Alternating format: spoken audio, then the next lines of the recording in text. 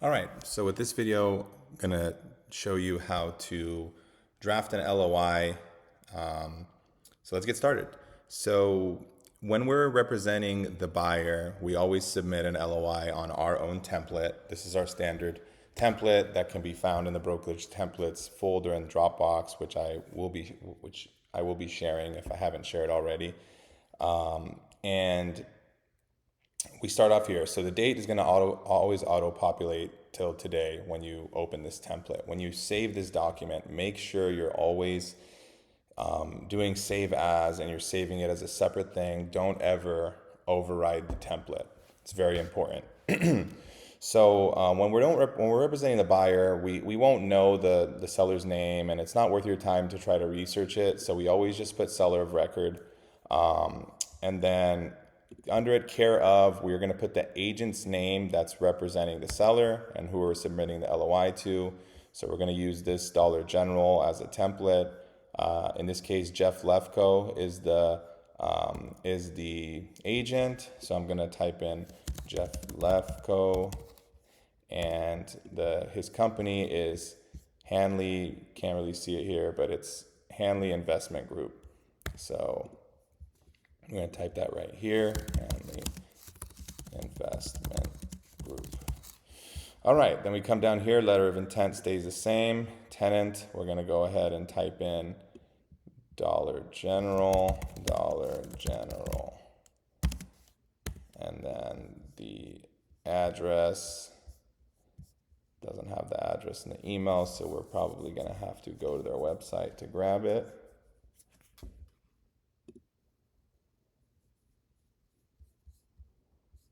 Still not on the website, so we'll have to, let's just go for the purposes of this video, we will just make up an address, Weedman MI. So the address is going to be in your format. Let's just use our office address, 44712 Monterey Ave, Palm Desert, CA 92260. This we don't touch. Buyer is going to be your buyer's name, so we'll always provide that info, or you always have that info or requested of your client. So in this case, let's just say that Michael Matusik LLC is and/or assignee is buying it. We put the and/or assignee because a lot of times people just put Michael Matusik and then they'll create a new entity during escrow. So this basically lets them assign it to that entity. Purchase price. So we're going to see that this is listed at a $1,321,000, which is a 7 cap. We never really, unless instructed by the client, we always try to negotiate. So let's just say that we're going to offer a 7.5 cap on this, and the NOI, which here we can open the package. There we go.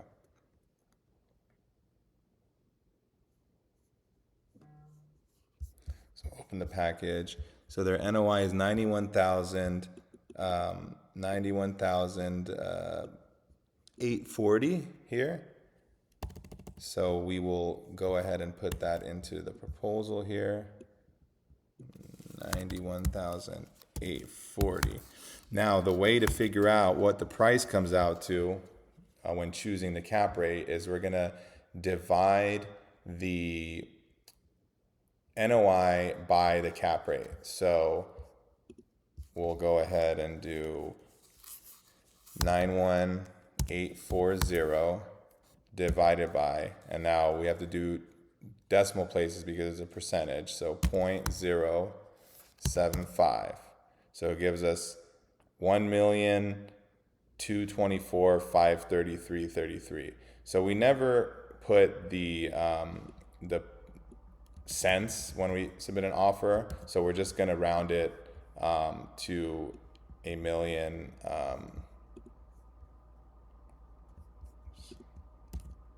1,224,533, and that's a 7.5 cap.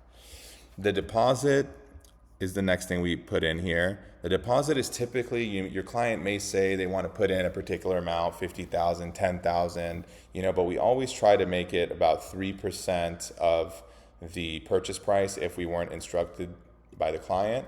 So the purchase price, we're now going to take the purchase price, put it in here, and we're going to multiply that by 0.03, and it gives us $36,735.99. So what we like to round this to either the nearest 5,000 or, down to the nearest, 10,000. So we can either make this deposit 35,000 or just a flat 30,000.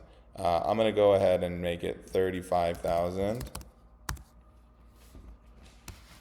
Okay. Then the next thing is our inspection period. Inspection period, most of the time you're not going to touch this. A lot of people, it's pretty standard to do a 30-day inspection period. Other options are 15-day, 45-day, 10-day, 7-day, but your standard is pretty much 30. So we're going to leave that there. Loan contingency. So loan contingency is a lot more common now than it's been in the past. And your typical loan contingency is 45 days. If someone wants a loan contingency, you leave this paragraph here. If they do not want a loan contingency, which is very good, then you're just going to put in none. You're going to erase the whole paragraph and just type in none. And that does not need to be underlined. Just going to put none, or NA works as well. NA. But I like to put none personally. Closing date. And now this doesn't mean that the person's not going to get a loan. They may still get a loan. It's just they're saying, hey, I'm very confident I can get the loan. And even if I can't, I've got cash to buy the property. Then we got our closing date. This closing date can vary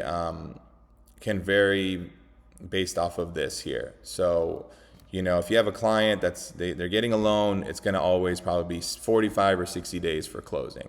If they're not getting a loan, you may have, 30-day closing. If you've got a 20-day due diligence or a 14-day due diligence, you may have a 30-day close. You may have a 15-day close.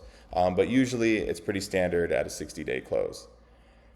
Escrow and title, Allen Brown, GRS, Kensington, Vanguard. We always offer with that. We try to get it. We can most of the time because it's our buyer, especially in a buyer's market, but sometimes people will fight us back on that. 1031 exchange, we don't touch this. Property condition, we don't touch that. Purchase agreement, we don't touch that. Closing costs, we don't touch that either. Then we come down to brokerage commission. So the broker commission can be, typically we always shoot for 3%. So what we put in is, we'll put in, seller hereby agrees to pay a commission of 3%, depending on the price point. If we've spoken to the agent and the agent has told us that, hey, the commission is, 2%, or total commission's 4%, and I'm going to split it 50-50, then we're going to adjust this. And aside from, saying 2%, if they say it's 4%, we'll give you 2%, we split 50-50. We make sure we put in 2% here, but then we also add the following language. Or half of the total commission,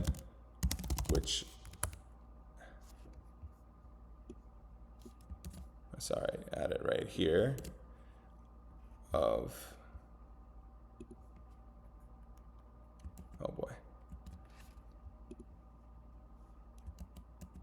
Let's just go back. Of the purchase price, or half of the total commission paid by seller, whichever is greater, to prime net lease. The reason we add this is because, someone may tell you, oh yeah, the co-op is 2%. And then you say, well, what's the total commission? And they'll just say, well, the co-op's 2%. It usually means that they're hiding something. So we put this to ensure we get the most commission we can, and to make sure someone doesn't try to swindle us for a percent or something like that.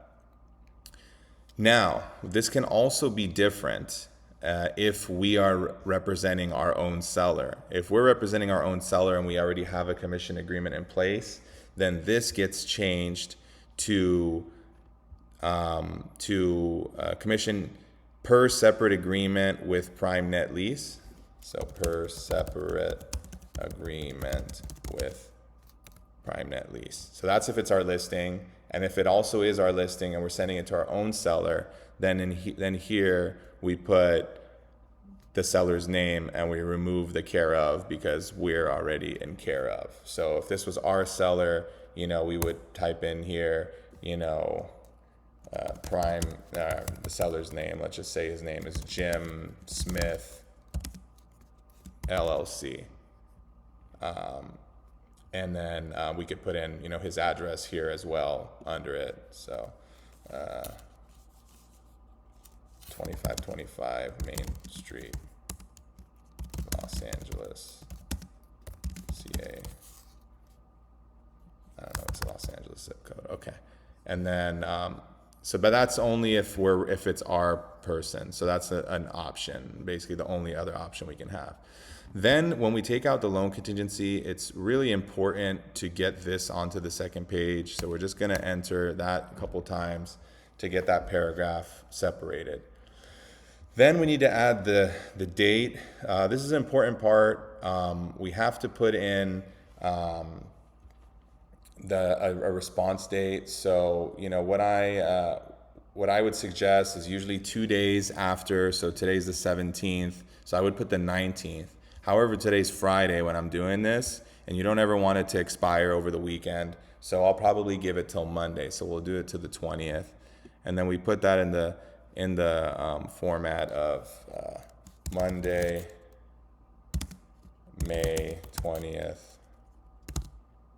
2024 at 5 p.m.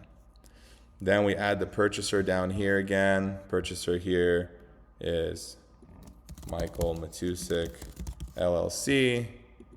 Make sure the formatting's all good here. We don't put seller LLC unless we know it. So if we don't know it, we just blank that out. Tab over to make sure we have the space. And that pretty much does it. Now, the most important part is saving this. So when we go to save this, we go to save as, and then we're gonna save this as a template. So we're gonna, or as the LOI for what it is, right? So LOI, dollar, general,